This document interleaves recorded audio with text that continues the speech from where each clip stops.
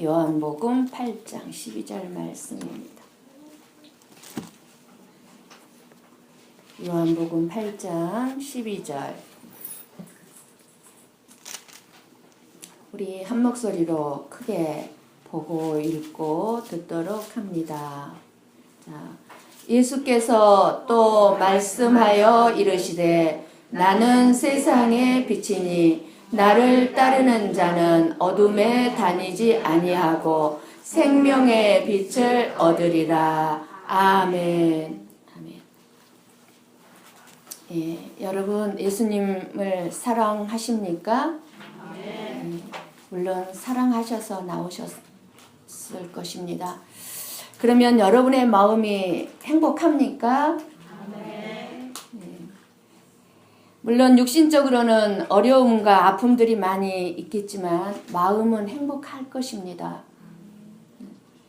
환경을 보면 우겨쌈을 당하여도 마음은 염려 근심이 없고 평안하게 됩니다. 왜 그럴까요? 예수님의 사랑을 알고 정말 우리가 예수님의 사랑을 진실로 안다면, 그리고 그 사랑을 느끼고 있다면, 그리고 우리가 예수님을 사랑한다면 그것으로 만족하기 때문에 행복할 수밖에 없어요. 예수님을 사랑하는 것은요, 우리의 힘으로 사랑할 수가 없어요. 성령님께서 도와주시는 겁니다. 그래서 성령님이 내 안에 임하면 내 마음에 소망이 생깁니다. 성령님이 하시는 일입니다. 우리가 참 이제 또 나이를 먹어가는데, 나이가 먹어갈수록 무슨 소망이 있겠습니까? 그러나 우리가 올해도 진짜 또 2014년 한 해를 보내면서 어디에 소망을 둡니까? 역시 천국에 소망을 두게 됩니다. 나이만큼 세월이 빠르다고 그러죠. 나이만큼. 40대는 40km, 50대는 50km, 60대는 60km 이렇게 달려간다고 그래요. 세월이.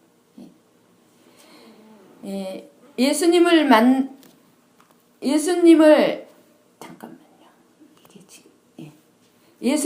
만날 날이 가깝기 때문에 예수님을 사랑하는 사람은 기쁘고 행복하다는 사실이에요.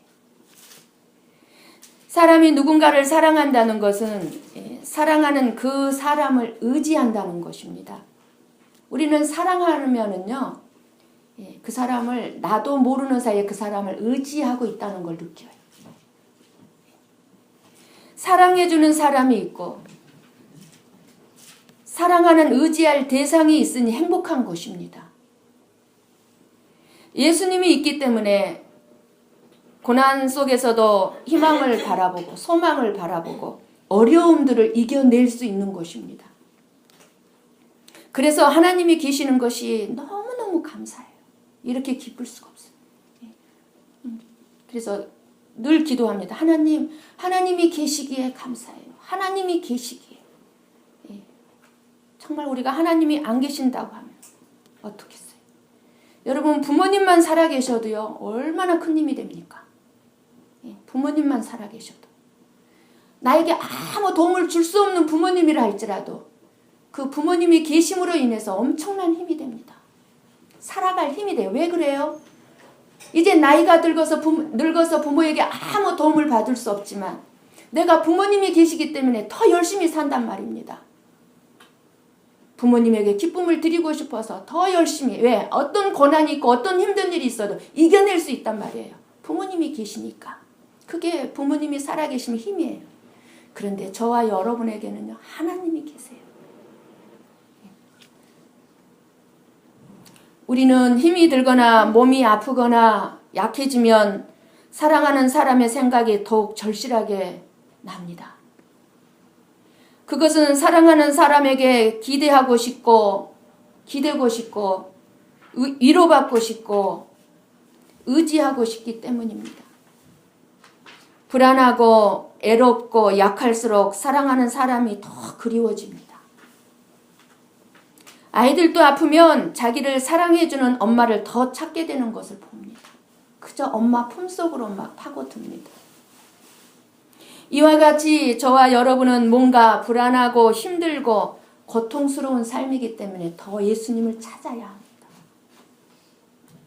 힘들수록 아플수록 예수님을 더욱더 그리워하며 사모해야 합니다. 힘이 드니 사랑하는 사람이 더 그리운 것입니다. 그래서 하나님은 저와 여러분에게 세상에 평안한 삶을 허락하지 아니하시고 질병과 애로움과 고독과 고난을 주시는 겁니다.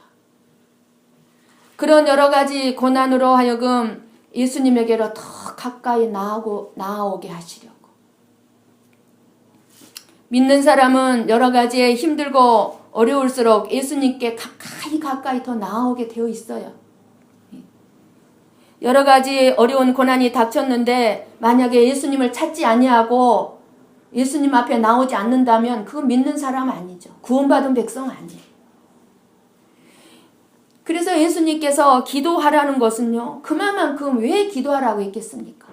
저와 여러분의 이 세상의 삶이 그렇게 큰 환난과 고난과 풍파가 많은 삶이라는 거예요. 그러니까 기도하라는 거예요.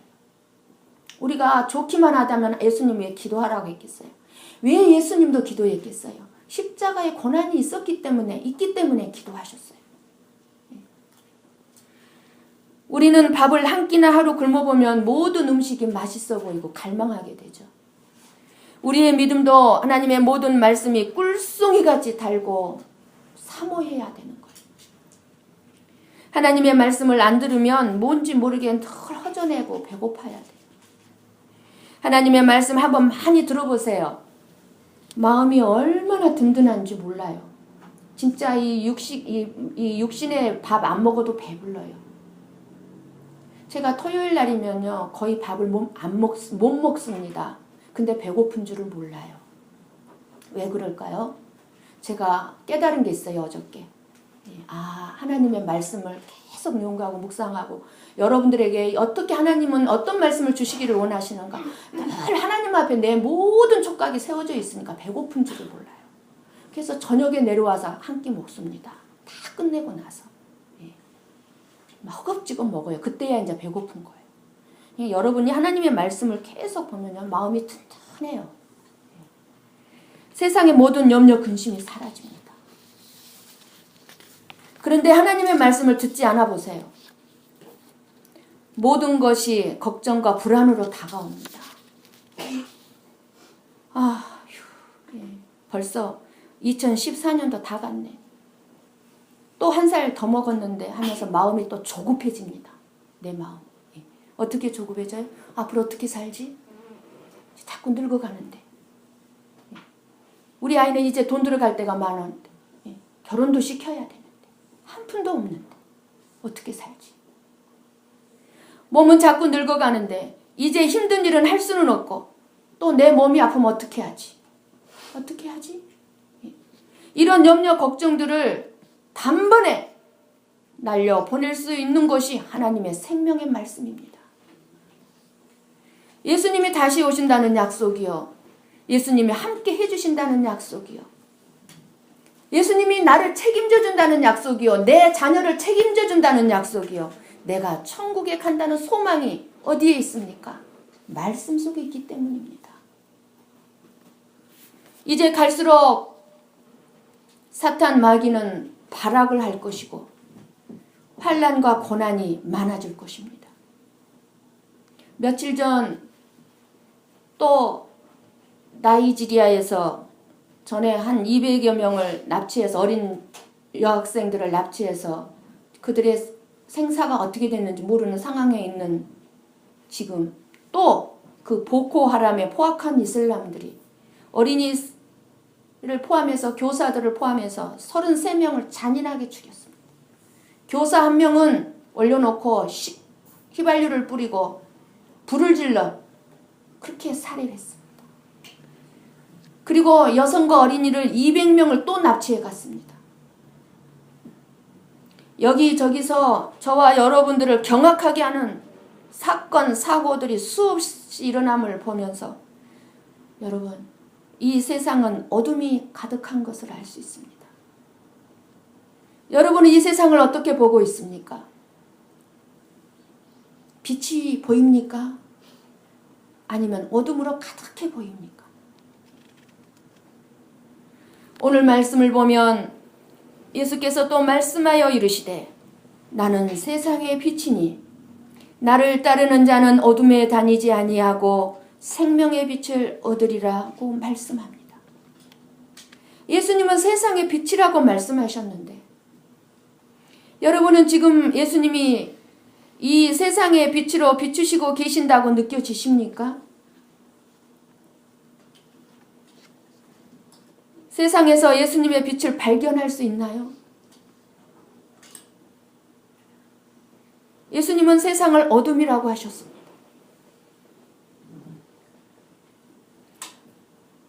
이 말씀대로 세상이 어둠이라면 어둠 속에서는요, 캄캄한 어둠 속에서는요, 조그만한 빛이라도 금방 발견할 수 있습니다.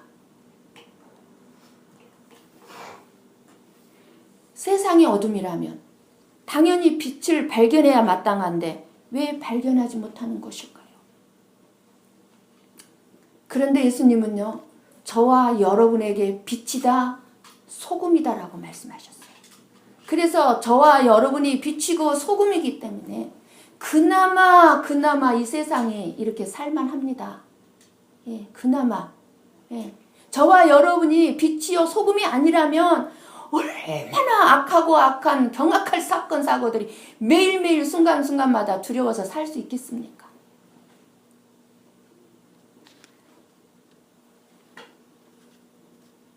세상의 어둠이라면 당연히 빛을 발견해야 마땅한데 그런데 왜 발견하지 못할까요? 세상의 빛이신 예수님을 따르는 자는 어둠에 다니지 않고 생명의 빛을 얻는다고 말씀합니다. 어둠에 다닌다고 할 때 여러분은 무엇을 생각하십니까? 물론 캄캄한 어둠이 생각이 될 것입니다.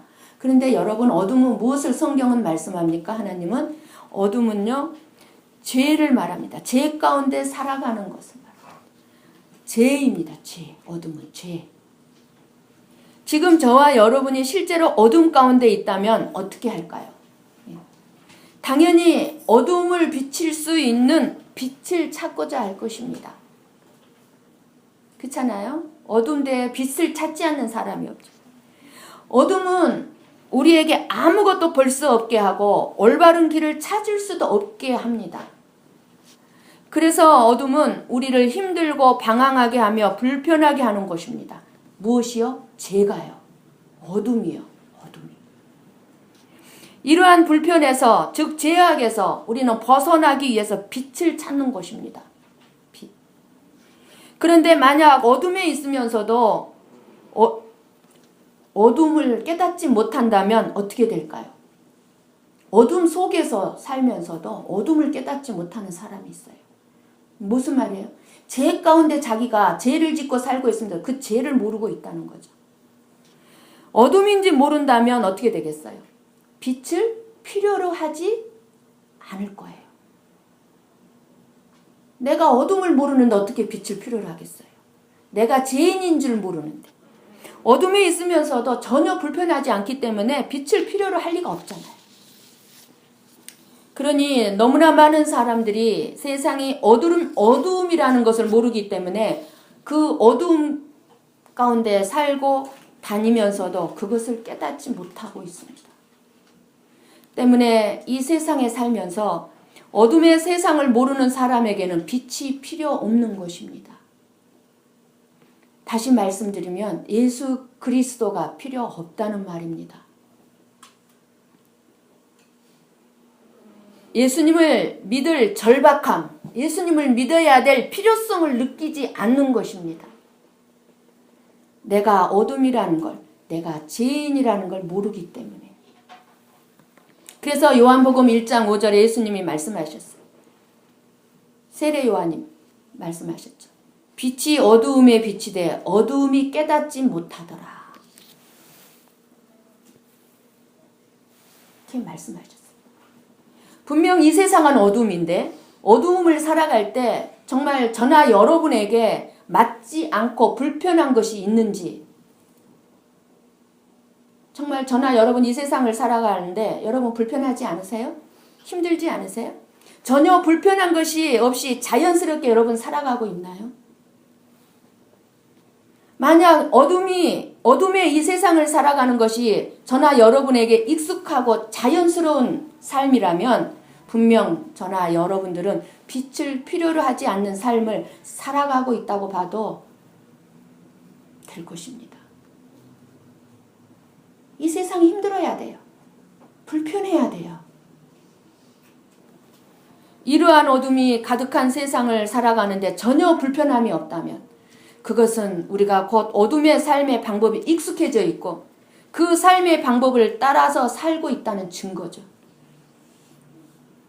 그렇기 때문에 그러한 세상을 살기 위해서 필요로 하고 얻고자 하는 것은 예수님이 아니라 내 육신적인 삶에 도움이 되는 어떤 물질, 명예, 힘이 되는 것들일 수밖에 없을 것입니다. 예수님이 세상의 빛으로 오신 이유는 무엇입니까? 세상의 빛을 비춰서 세상을 밝게 변화시키기 위해서일까요? 어쨌든 세상은 예수님이 빛으로 오신 분임을 깨닫지도 못하고 있는데 현재 예수님이 세상의 빛이다 라고 아무리 외친다 한들 그것이 무슨 소용일까요? 예수님이 세상의 빛이다. 지금 성탄절입니다. 왜 이렇게 빛을 반짝반짝하게 합니까? 예수님이 세상의 빛이다 알리는 거 아닙니까? 그런데 이렇게 외쳐본들 지금 소용이 없어요. 지금 우리가 외치지 않아도요. 세상의 백화점의 거리에 크리스마스 트리가 외치고 있어요. 추리가. 예수님의 세상의 빛이다라고. 추리가. 그런데도 소용없어요. 예수님은요. 이 세상을 밝고 죄가 없는 세상으로 변화시키기 위해서 오신 분이 아닙니다.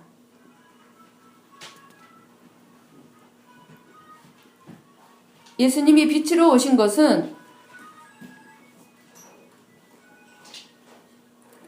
자기 자녀, 자기 백성으로 하여금 어둠에 있음을 깨닫게 하기 위해서요. 자기 자녀들에게, 하나님의 자녀들에게 너희들이 지금 어두움 가운데 있다라고 깨닫게 해주시기 위해서 예수님이 오셨어요. 예수님은 연약한 자로 이 땅에 오셔서 십자가에 죽으심으로써 힘이 강한 사람들이 살고 자기 유익을 위해 다른 사람들을 피 흘리게 하는 이것이 곧 어둠의 세상인 것을 드러내시는 빛이십니다. 빛.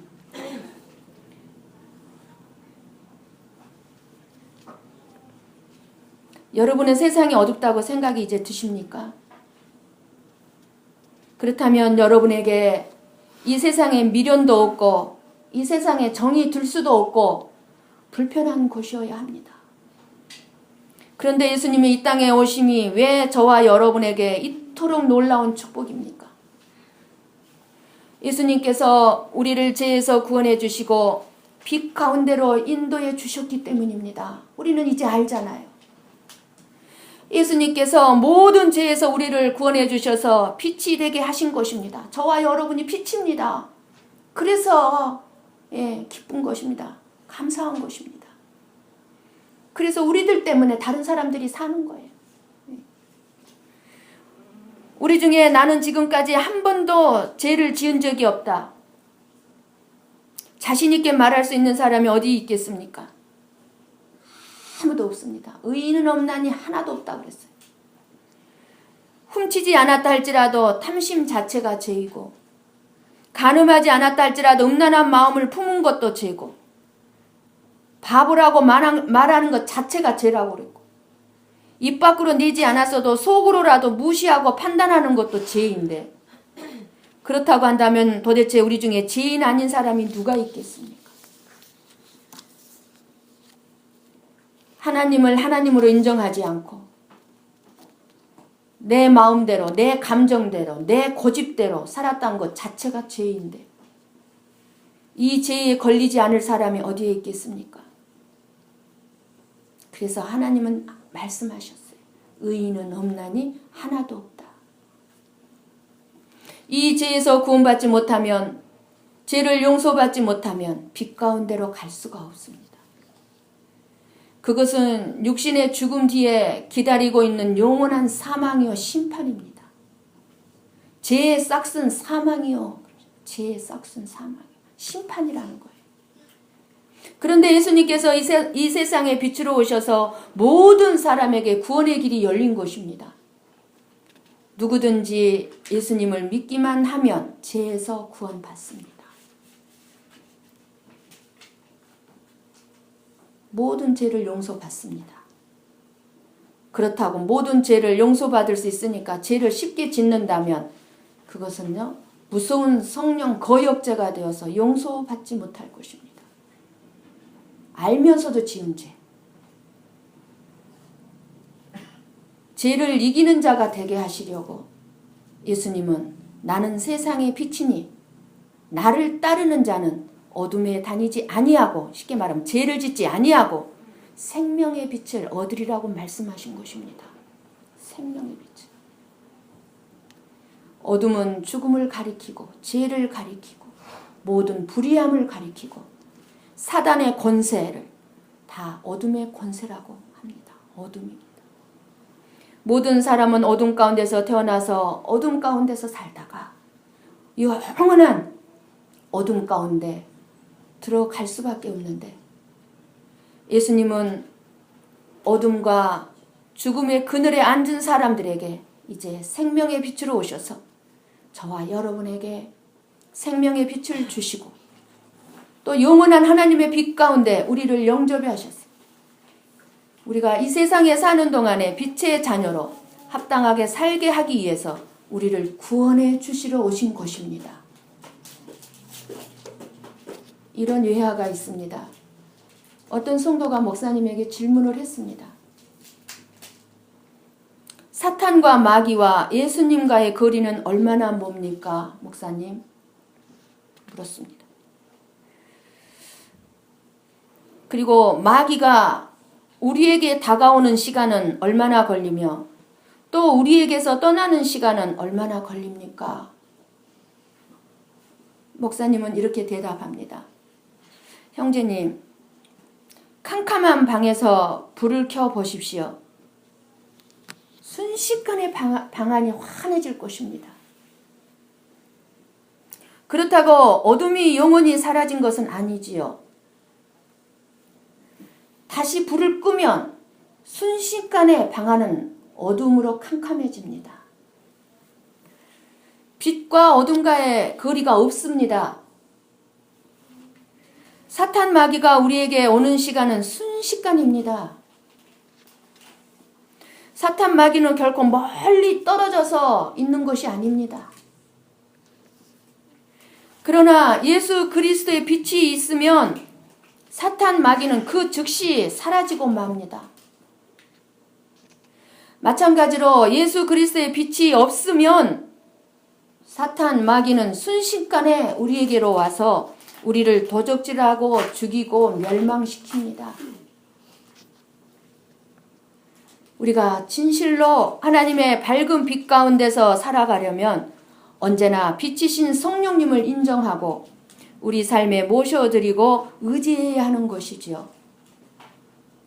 세상의 빛이 되신 예수 그리스도 안에 거하는 자는 지금 내 삶에 어떤 위협, 어떤 난관, 어떤 역경이 온다 할지라도 조금도 두려워하지 않는 것입니다. 그런 어둠의 세력들은 이미 예수 그리스도의 빛 아래서 다 물러간 것이요, 흡수된 것이기 때문에 조금도 두려워할 필요가 없는 것입니다. 사랑하는 성도 여러분, 정말 여러분이 예수님의 빛 가운데 거한다면 아무것도 두려워할 것이 없습니다.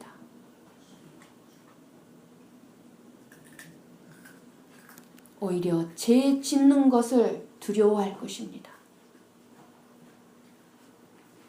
미국 캘리포니아 어느 마을에 앞을 보지 못하는 2명의 자녀를 둔 가정이 이사를 왔습니다. 이제 새로운 환경, 새로운 집으로 이사를 왔는데 이 아이들이, 자녀들이 2명 있는데 아이들이 앞을 못 보기 때문에 이 어머니는 이 자녀들에게 길을 가르쳐 주는 것이 급선무였답니다. 그래서 이 어머니는 매일매일 이 2 자녀들을 학교 가는 길을 같이 가면서 일일이 그 가는 길에 대해서 설명을 해 주었습니다. 이만큼 가면 이 길에는 무엇이 있고 무엇이 있고 학교까지 가는 길을 매일매일 반복해서 가르쳐 주었습니다. 그렇게 얼마 동안 노력한 결과 이제 2 자녀들이 스스로 학교를 갈 수 있게 되었습니다. 그런데 한 자녀, 아들은 앞을 희미하게 볼 수 있었던 다니엘은 어머니의 말을 소홀히 듣고 늘 혼자 앞서 걸어갔습니다. 그러나 앞을 전혀 볼 수 없었던 딸 게일은 엄마의 말을 깊이 새겨들었습니다. 엄마가 한마디 한마디 하신 말씀마다 새겨듣고 기억 속에, 머리 기억 속에 남겼습니다. 그렇게 아이들끼리 이제 학교를 다니던 어느 날 아침에 짙은 안개가 끼었습니다. 그러자 희미하게나마 시력을 가지고 있던 다니엘은 그동안 자신만만하게 앞서갔던 그 길을 조금도 한 발자국도 앞으로 나아갈 수가 없었습니다.